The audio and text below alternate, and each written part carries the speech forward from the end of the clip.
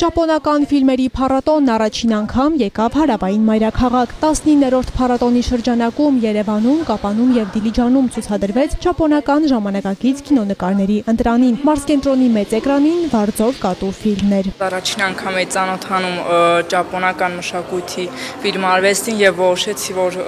հետաքրքրեց, որոշեցի գալ դիտել։ Հետաքրքիր էր հենց վերնագիրը Վարձով կատու, շատ հետաքրքրվեցի, ասեցի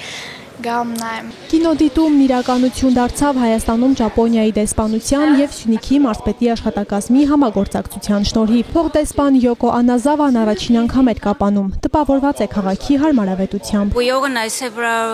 Ուզում ենք, որ Հայաստանում ապրող բոլոր մարդիկ կարողանան ավելի մերձենալ ճապոնական մշակույթին։ Փառատոնի հիմնական նպատակը դա է։ Արդեն պլանավորում ենք հաջորդ տարվա նախագծերը։ 3 շաբաթ առաջ ժամանեցի Հայաստան։ Անկեղծ կլինեմ, Երևանյան զբաղված առօրյայից հետո գալ հանգիստ փոքր քաղաք, ինչպիսին Կապանն է, շատ հաճելի զգացողություն է։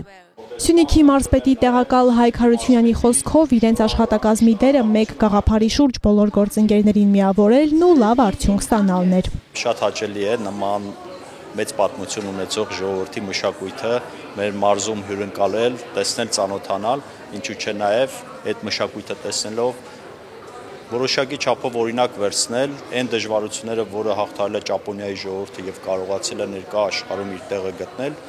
կարծում եմ մենք այդ ճանապարհը կարող ենք անցնել ու հետագայում ունենալ նմանապես հզոր պետություն։ Միջոցառման կազմակերպիչների խոսքով առաջիկայում այս համագործակցության շրջանակում կյանքի կկոչվեն մի շարք այլ նախաձեռնություններ, որոնք կնպաստեն համայնքի տարբեր ոլորտների զարգացմանը։